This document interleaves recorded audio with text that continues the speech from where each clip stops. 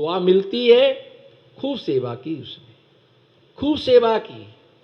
मुनिराज भी उनकी सेवा से तृप्त हुए।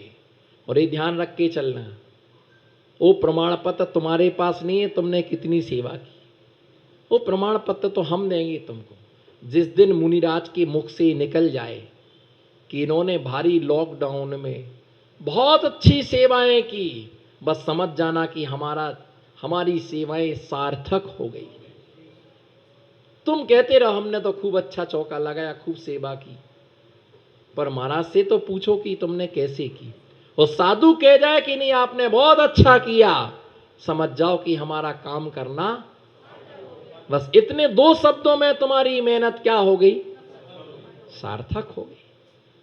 कह दिया उन्होंने, इसका मतलब वो तुम्हारी सेवाओं से संतुष्ट हैं, वो तुम्हारी सेवाओं से संतुष्ट हैं। और वास्तव में जो सेवा करते उन्हें फल मांगने की जरूरत, उन्हें तो अपने आप ही फल मिलता रहेगा, अपने आप फल मिलता रहेगा। वो परिवार हमेशा फलते और फूलते रहते हैं। भैया सेवा की। अब मुनिनाथ का चातुर्मास पूरा हो गया। क्या हुआ? क्योंकि समय तो अपनी गति से निकलता कि नहीं, पता ही नहीं चला। हाँ, 3 महीना कहाँ निकल गए। ये लल्लू को आज पता चला कि 3 महीना। वो कल्लू से तो पूछो तो 3-3 मिनट गिन रहा है। इनको आज पता चला, हमें तो यही नहीं पता चला कि हमारे सईमी काल के 31 साल कैसे निकल गए। एक जना आया बोले महाराज जी ऐसा नहीं करना चाहिए, आप ऐसा थोड़ा मुझे जमता नहीं है। मैंने कहा तेरी उम्र कितनी है? बोले 36 साल। मैंने कहा उतने मूल गुण पालता हूं, चल। मेरे को समझा नहीं आया कितनी एज है? 36 साल। जितनी तेरी उम्र है उतने में मूल गुण पालता हूं। जितनी तुम्हारे जिंदगी के दिन हैं उतनी 1000 में सील पालता हूं। जितनी तुम्हारी जिंदगी के घंटे हैं उतने में 84 लाख उत्तर गुणों का पालन करता हूं। दिगंबर जैन मुनि की नसीहत। जितनी तुम्हारी उम्र है 36 साल की उतने में बोलो, बोल तो दो। महावीर जी ऐसे मौके पर चुप नहीं रहना। ये सेठी जी तो मौन साथ के बैठे हुए हैं। जितनी तुम्हारी उम्र है उतने हम मुर्गुण पालते। जितनी तुम्हारी जिंदगी के दिन हैं हम उतनी 18,000 सीलों का पालन करते। और जितनी तुम्हारी जिंदगी के घंटे हैं हम उतने 84 लाख उत्तर गुणों का हम पालन करते हैं। 37,500 प्रमादों का परिहार करते हैं। और फिर भी तुझे लज्जा नहीं आई? एक दिगंबर मुनिनाथ को समझाने के लिए लाज तज करके बैठ गया। इनके चरणों में तो नतमस्तक होके बैठा जाता है। इनके चरणों में आकर के श्रुत का नीर पिया जाता है। इनके चरणों में बांति नहीं की जाती है, उल्टी नहीं की जाती है।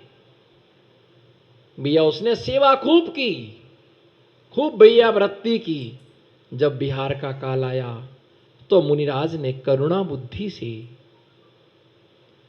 अपने सेवार्थ को कहा, मुझे आपका जस मालूम है कि आपने मेरे साथ क्या जस किया।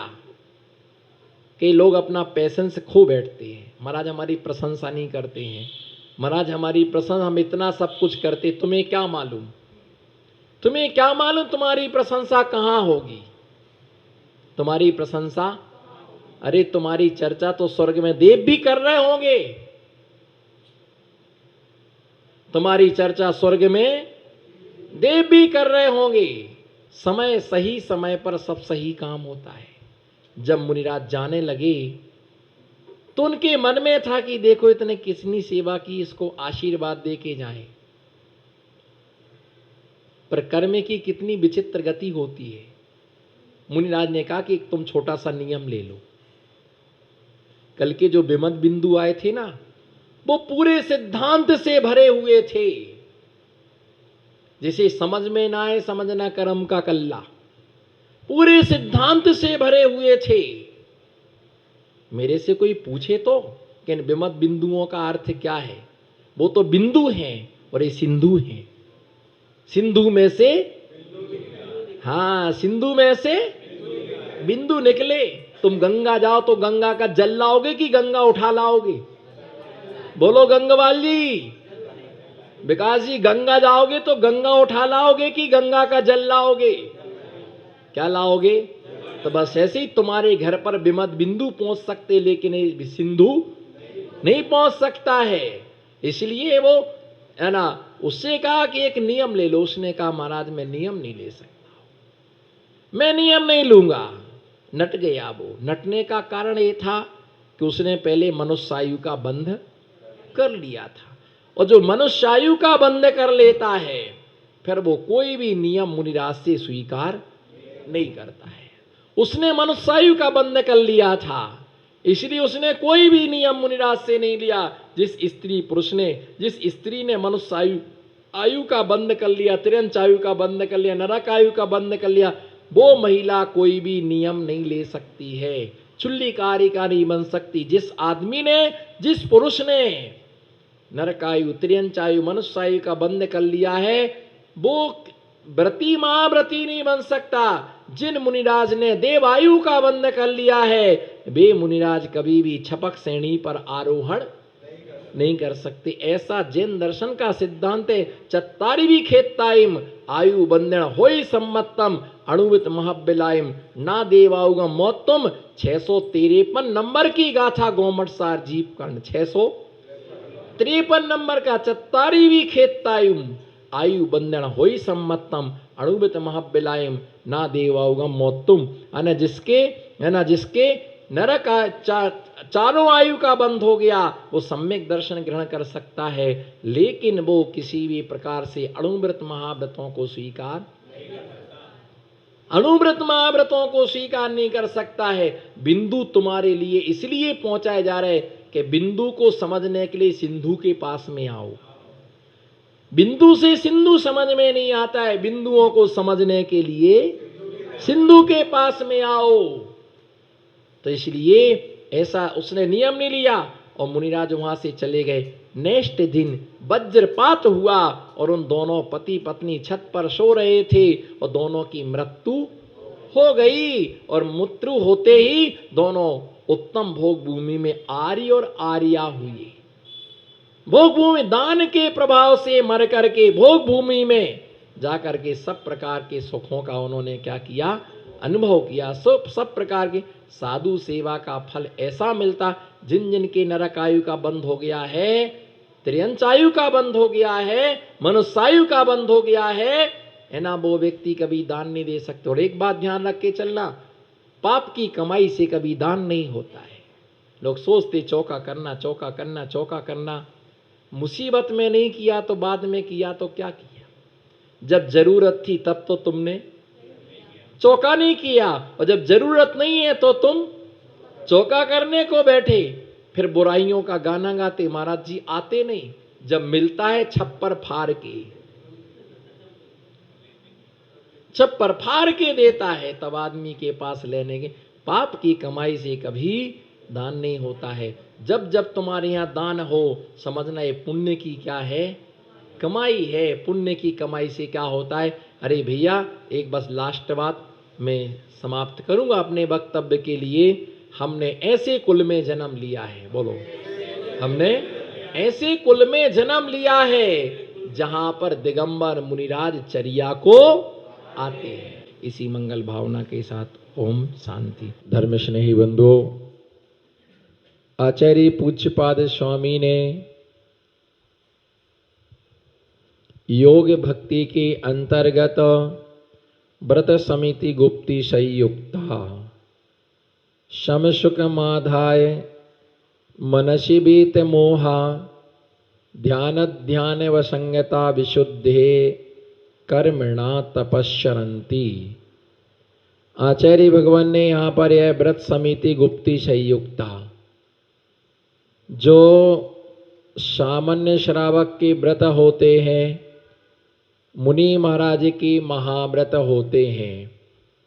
महाव्रतों से युक्त, समितियों से युक्त, जिस प्रकार से श्रावक के अणुव्रतों के साथ में शिक्षा व्रतों का व्याख्यान है, उन 5 अणुव्रतों की रक्षा के लिए 4 प्रकार की शिक्षा व्रत, 3 प्रकार के गुणव्रत बाढ़ की तरह बतलाए हैं कि जिस प्रकार से बाढ़ खेत की रक्षा करती है, उसी प्रकार से 4 शिक्षा व्रत 5 अणुव्रतों की क्या करते हैं, रक्षा करते हैं। इसी प्रकार से 5 महाव्रतों की रक्षा करने के लिए 5 प्रकार की समितियाँ हैं। सबसे पहला दिया है ईरिया समिति, दूसरे नंबर पर भाषा समिति, ऐशना समिति, आदा निक्षेपण समिति और प्रतिष्ठापन समिति।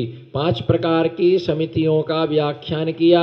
ईरिया समिति का मतलब, ईरिया समिति का अर्थ होता है कि 4 हाथ जमीन को देख करके चलना, 4 हाथ जमीन को देख करके गमन करना, जिससे किसी भी जीवों की विराधना ना हो, किसी जीवों की हिंसा ना हो, किसी जीव का वध ना हो, उनकी हिंसा की रक्षा, उनके जीवों की रक्षा करना का उद्देश्य ईरिया समिति।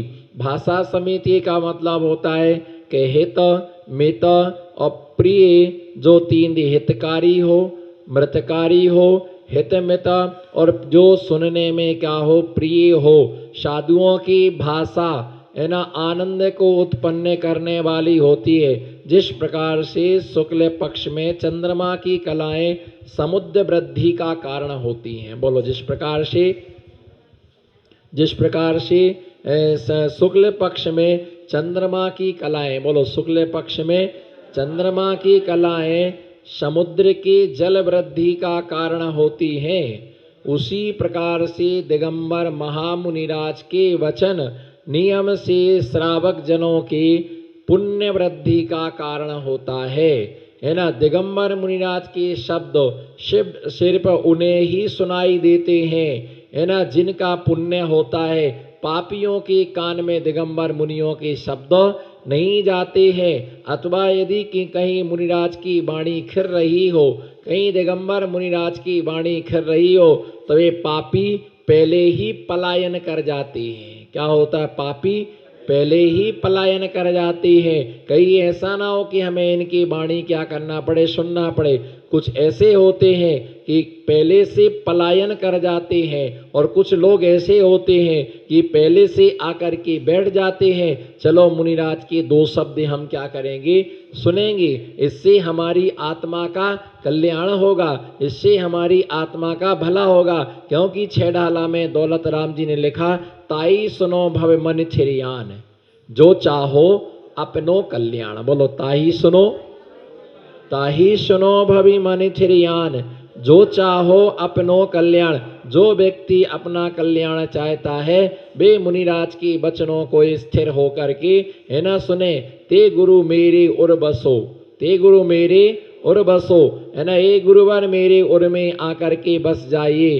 अहो जगत गुरुदेव, अहो जगत गुरुदेव, सुनियो अरज। ये बिनती तो गायब ही हो गई, और दुनिया भर के पिक्चरों के गाने क्या हो गए, सरताज हो गए। ये मेरा एक बिनतियाँ हैं, अहो जगत गुरुदेव, सुनियो जगत हमारी, तुम हो दीन दयाल, इत्यादि करके उसके लिए ऐसा बोला जाता था। ऐसे उनके लिए बोले जाते थे कि आप ऐसे अहो जगत गुरुदेव। तो इस प्रकार से ताई सुनो भव मन थिरियान, जो चाहो अपनो कल्याण। जो अपनी आत्मा का कल्याण चाहता है, वो स्थिर चित्त होकर के गुरु की वाणी के लिए क्या करो, इन्हें सुनिएगा।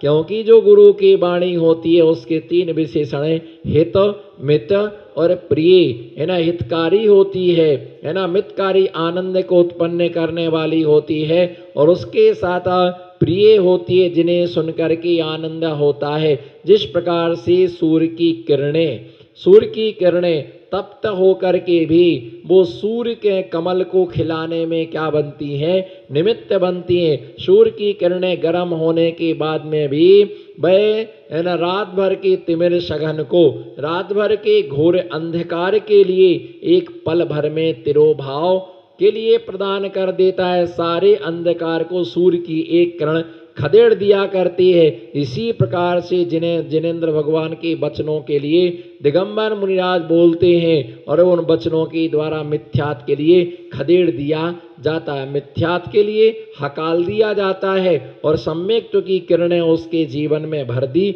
जाती हैं। तो ऐसे व्रतन ईरिया समिति, भाषा समिति, ऐष्णा समिति का मतलब होता है, ऐष्णा समिति का मतलब होता है कि भोजन के लिए देख करके शोध करके लेना। क्या